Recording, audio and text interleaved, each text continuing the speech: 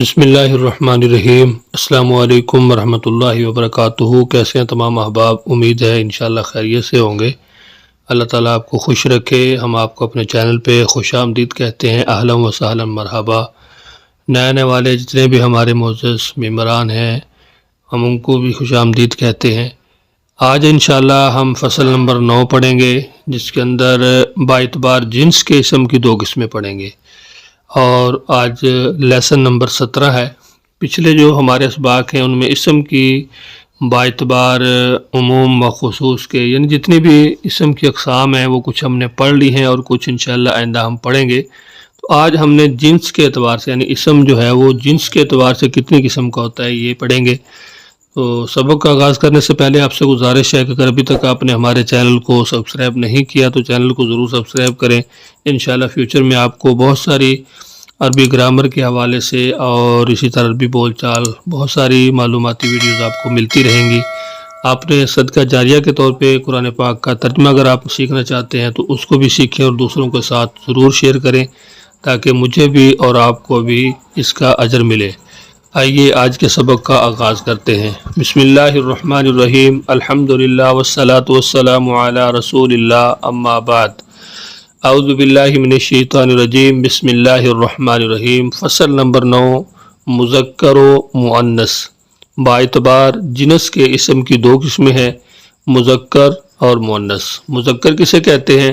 مذکر کی تعریف: مذکر وہ اسم ہے کہ جس میں علامت تانیث کی نہ لفظی ہو نہ تقدیری ہو، یعنی مذکر اس کو کہا جائے گا کہ جس کے اندر کسی قسم کی مؤنث کی علامت لفظی طور پر یا پوشیدہ کسی طور پر بھی تقدیری نہ ہو، جیسے رجل مرد، فرس گھوڑا۔ اب اس کے اندر کوئی بھی ایسی جو علامت ہے وہ نہیں ہے جو مؤنث کے اندر پائی جاتی ہے۔ مؤنث کسے کہا جاتا ہے؟ مؤنث وہ اسم ہے کہ جس میں علامات تنیث کی لفظی یا تقدیری موجود ہو، یعنی کوئی اس کے اندر علامت ایسی ہو جو مؤنث کے اندر پائی جاتی ہے، وہ لفظی ہو یا تقریری ہو، وہ اس کے اندر موجود ہوگی تو وہ مؤنث ہوگا۔ آگے مؤنث کی باعتبار علامت کے مؤنث کی 2 قسمیں ہیں۔ اب جو علامت ہوگی مؤنث کے اندر اس کی 2 قسمیں ہیں، ایک ہے قیاسی اور دوسری ہے سمائی۔ مؤنث قیاسی کسے کہیں گے؟ مؤنث قیاسی وہ ہے جس میں تانیث کی علامت لفظوں میں موجود ہو۔ تانیث کی لفظی علامات 3 ہیں۔ قیاسی وہ ہے کہ جس میں تانیث کی علامت لفظوں میں موجود ہو، تانیث کی لفظی علامت 3 ہے۔ اب یہ 3 جو ہے آپ نے ان کو اچھی طرح ذہن نشین کرنا ہے۔ سب سے پہلے نمبر پر تا خواہ حقیقتاً ہو، جیسے طلحتن، یعنی حقیقت میں وہ تا جو ہے تانیث کی موجود ہو، یا کہتا ہے کہ حکمن ہو، جیسے عقرب، عقرب بچھو کو کہتے ہیں، اس میں چوتھا حرف تائے تانیث کے حکم میں ہے۔ دوسرے نمبر پر ہے الف مکسورہ زائدہ، جیسے حبلہ، سغرا، کبرا۔ یہ جتنی بھی علامات ہیں یہ مؤنث قیاسی کی علامات ہیں، اور یہ دوسری علامت تھی الف مکسورہ۔ اور تیسری علامت کیا ہے؟ الف ممدودہ، جیسے حمراء، بیضاء۔ تو یہ جہاں پر بھی ہوں گے یہ مؤنث شمار ہوں گے، مذکر نہیں ہوں گے۔ اور اسی طرح یہ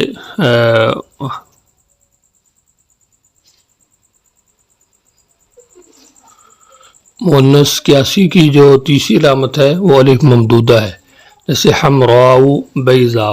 تو مؤنث قیاسی کی جو 3 علامات تھی وہ تا جو ہے حقیقتاً ہو، الف مکسورہ زیادہ ہو، یا الف ممدودہ، جیسے حمراء، بیضاء۔ آگے ہے مؤنث سمائی، جو ہم نے مؤنث کی 2 قسمیں پڑھی تھی، قیاسی، سمائی۔ قیاسی کی تعریف ہم نے پڑھ لی ہے۔ آگے ہے سمائی۔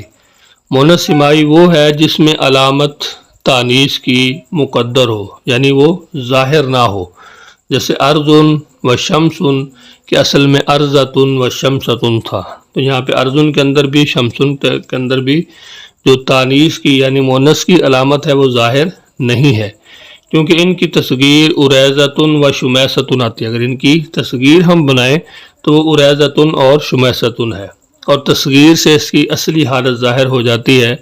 بس ایسی مؤنث کے جس میں تا ظاہر میں موجود نہ ہو، اصل میں پائی جاتی ہو، وہ مؤنث سمائی کہتے ہیں اس کو۔ باعتبار ذات کے مؤنث کی 2 قسمیں ہیں، ٹھیک ہے۔ باعتبار جنس کے ہم نے پہلے پڑھی تھی، اب باعتبار ذات کے مؤنث کی 2 قسمیں ہیں، ایک حقیقی اور دوسرا لفظی۔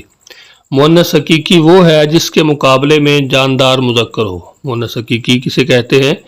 وہ ہے کہ جس کے مقابلے میں جاندار مذکر ہو، خواہ علامت تانیث کی موجود ہو یا نہ ہو، جیسے امراتن کے اس کے مقابلے میں رجلن، اور اتانن کے اس کے مقابلے میں حمارن ہے، یعنی امراتن عورت کو کہتے ہیں، رجلن مرد کو کہتے ہیں، اتانن گدھی اور حمارن گدھا۔ مؤنث لفظی، مؤنث لفظی وہ ہے کہ جس کے مقابلے میں جاندار مذکر نہ ہو، جیسے ظلمتن، عینن کے اس کی تصغیر عینتن ہے، تو یہاں پہ ظلمتن کہتے ہیں، ظلم اندھیرا، ٹھیک ہے، عینن آنکھ کو کہتے ہیں۔ تو اسی طرح ان کا کوئی جاندار جو ہے نر وہ ان کے مقابلے میں نہیں ہے، تو یہ صرف مؤنث لفظی ہے، یعنی لفظوں کے اندر مؤنث ہے، باقی اس کے اندر کوئی اس طرح کی چیزیں یا علامات نہیں ہیں۔ تو آج کے سبق کے اندر باعتبار جنس کے اسم کی دو قسمیں تھی، ہم نے ان کے بارے میں پڑھا ہے۔ امید ہے انشاءاللہ آپ کو ضرور سمجھ آیا ہوگا۔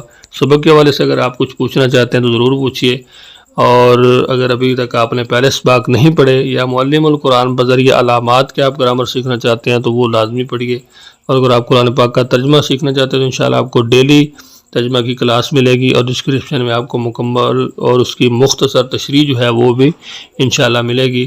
اپنا بہت سارا خیال رکھیے، مجھے اپنی دعاؤں میں یاد رکھیے۔ ملتے ہیں نیکسٹ لیسن میں، تب تک کے لیے اللہ حافظ۔